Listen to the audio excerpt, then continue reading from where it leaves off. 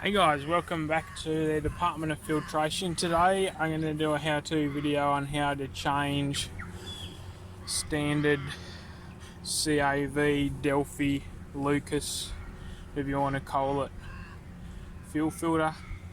Found on a lot of things, some boats, tractors, machinery, even some vehicles, on lots of things. So I'm just going to change it here with this Fleetguard one. I'm going to give you a walkthrough of how to do it.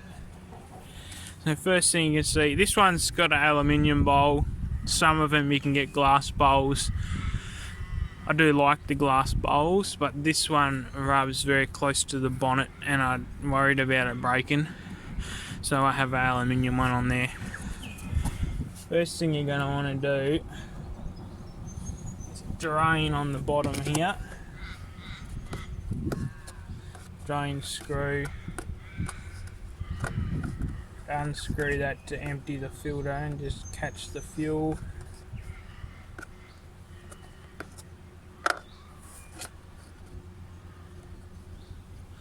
So drain plug there, it's all coming out.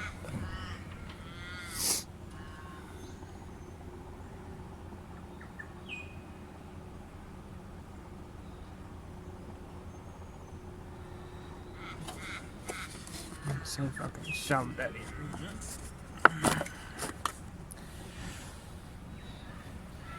It's draining fairly slow. While that's draining, you can just crack the top off a bit, it'll help. The wrong size socket there.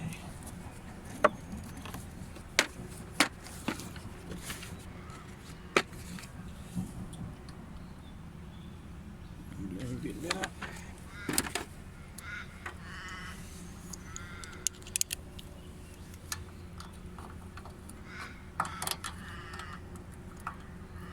Not. Must be imperial.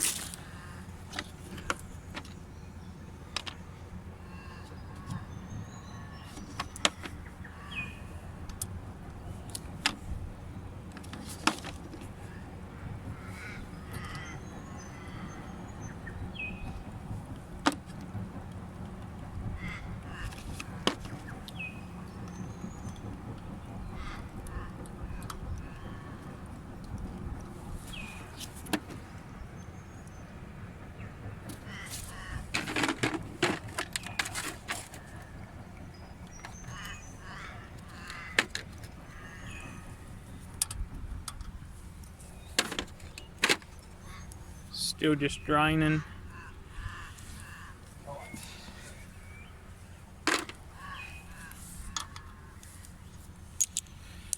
So that's pretty well drained. You can see it's just dripping there now, but we'll leave that under there. So these have got a bolt that just go down through to the bottom of the filter. Leave that there to catch any more fuel that won't come out. So we've got the main bolt. The bowls just come out. And filter. As you can see there, we've got the old filter. Dirty in there. And our bottom of the filter bowl with the O-ring in it there.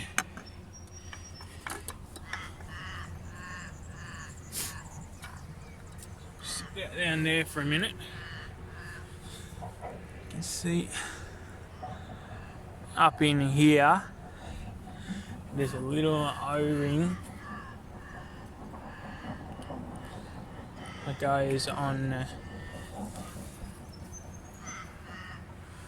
middle. There's a little nipple that the filter goes up onto and it's got an O-ring in there.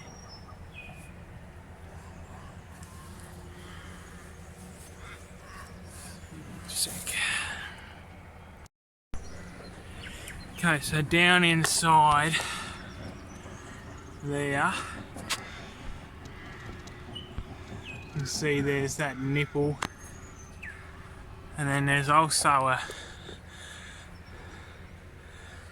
sealing ring just up the top there. There's a sealing ring above and below the filter. The filters, most decent brands should come with a spare set of O-rings. Should change them. There's the one out of the off the nipple, and then one out of the top of the filter. Now it's a lot easier to get them out if you've got a screwdriver like I have just then. Since you'll be replacing the filter back into the old housing, it's not like a spin-on filter. You want to give the housing a good clean. Just got some brake clean here. Just gonna go ahead and clean the dirt off. It's nice and fresh. See that there was a bit of dirt in there. I'm going to want to do the same with the bottom housing. So this one's got an O-ring in it too. Gonna give that a bit of a brake clean, a bit of a wipe up.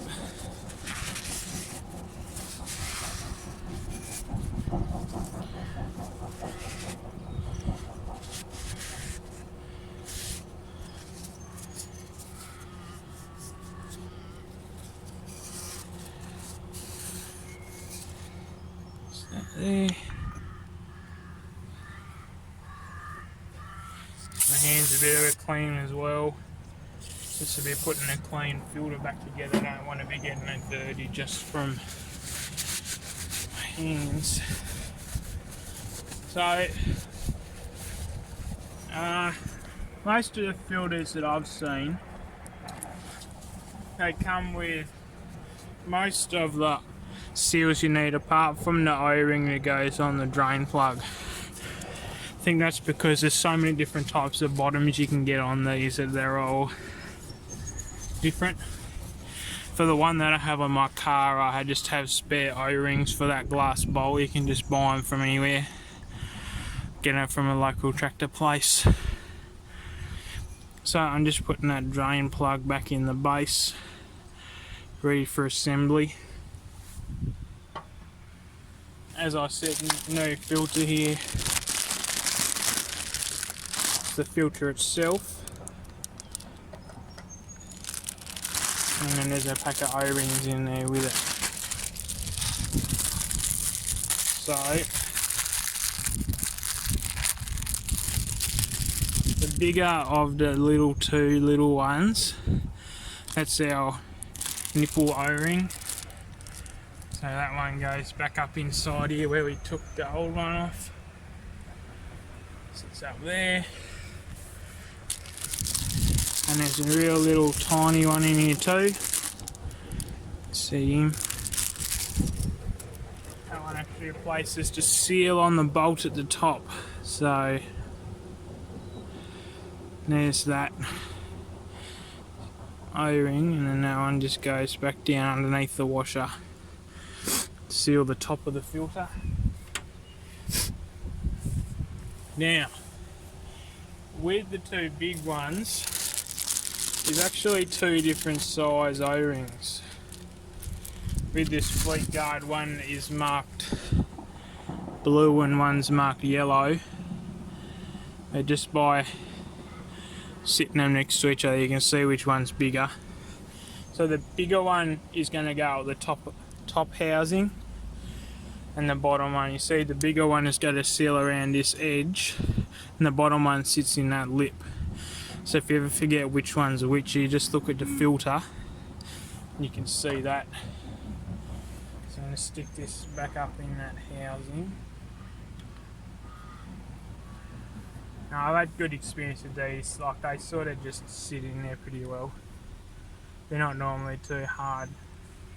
They don't generally fall out while you're working on it, generally. And your bottom one is just going to sit in that lip there. And your filter. It's going to sit nicely down in there. Try and keep your drain plug to the outside. It's going to slip up over that O-ring.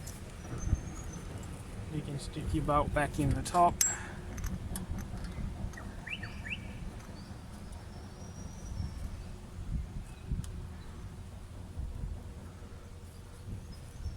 I normally just do it up finger tight.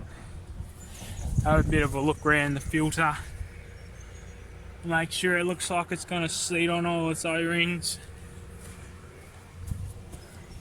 And you can go ahead and nip it up.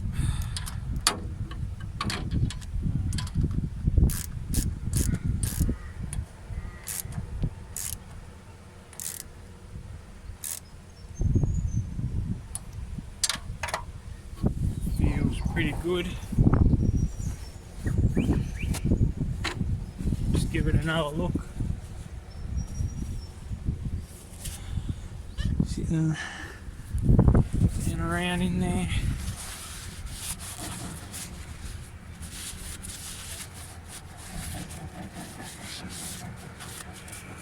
Alright, so that's the filter itself changed. Now, all your different machinery or whatever you do on this one is going to be different for the next part.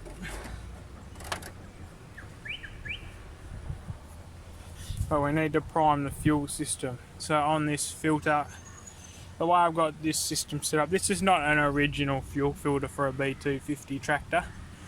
It would have originally had an element type mounted on the intake manifold. But this one didn't have one when I got it and I couldn't track on there, so I just put one of these on there. It's nice and easy to get bits for. You can easily find quality filters for it. This bolt here is just going to be a bleed valve. In this particular sense, it's a fuel, it goes into the fuel return line for the injectors. It's old school indirect injection diesel. Now I've got that loose. I've got a hand primer down here just in the bottom of the picture there. So I've got my fuel tap on, and all I'm going to do is unscrew that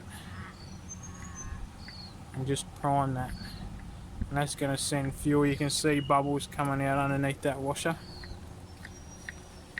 And what I'm going to do is fill up the filter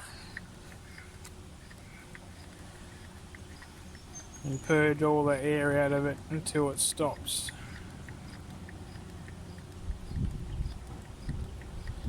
This takes a while. Some fuel filters spin on ones you can pre-fill.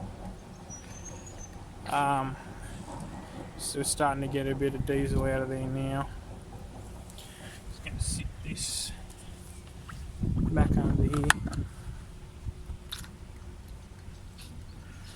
You see, I'll just get rid of that.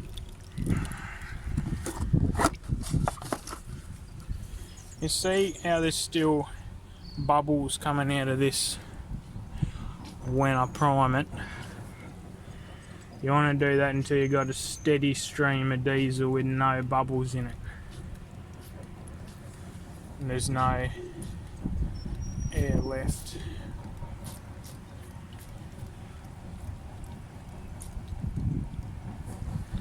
So that there now.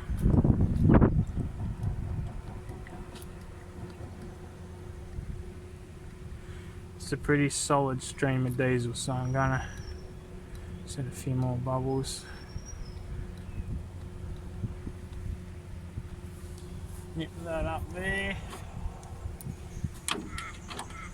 Move on to the injector pump. Normally this engine's pretty good and I don't have to prime the injectors as well. This here is our bleed valve on our injector pump. I'm going to go ahead and undo that.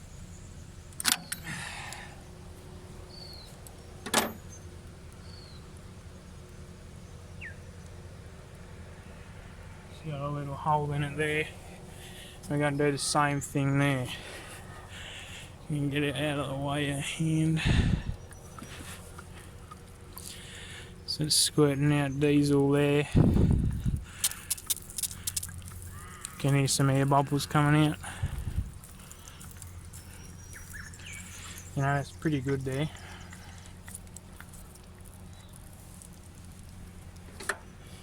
Do that back up.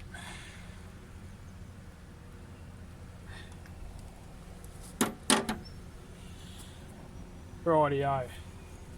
So what we're doing now is fire up the tractor and screw that primer pump back into its seat so it doesn't leak. We're going to fire up the tractor, see if we can get it to go, make sure it's going to run and there was no bubbles left in the system. You know, it's possible if you didn't wait long enough that you might have to prime it again, but so this thing's normally pretty good. Just take care of that. One thing I have found, this tractor, even when it was new, was very much known as a tractor that was very hard starting. It's well known to be one of the most hardest starting tractors that was ever made, even when it was brand new. So we're going to fire it up and see what we can see if she'll work. You might experience one of the hardest cold starts you've seen from a tractor. Okay, so I'm just going to show you quickly through the starting process first. Make sure we're in neutral. Just throttle up here, we'll give it full throttle. A little known fact on some of these tractors, they have a manual rack override on the pump. So this is the throttle lever. You can actually pull that out and that'll sit there and flood the rack until it gets up to engine speed. Now go ahead, we got our glow plug lever here. And a bit of glow indicator. It's going to start to glow red. We'll give it a real decent glow, you know, 30 seconds or a minute. It's going to take a very long time to get going properly normally. So when it starts, if it coughs and splutters, it's not necessarily because it wasn't primed properly, it's just a very hard starting thing. So it's glowing. We've got our manual starter lever here. And press that down and it manually moves the starter into gear. So we've got a bit of glow there. We'll crank her over.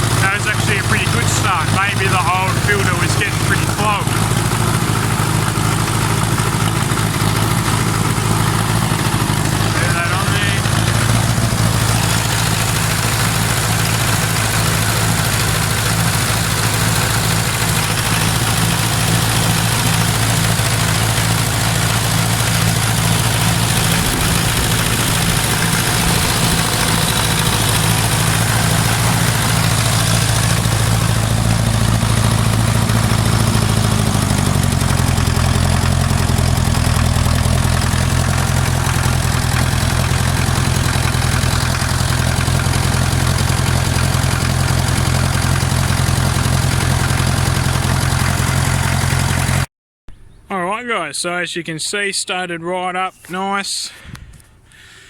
And she's happy as Larry. No fuel filter, easy. So that's how you do it.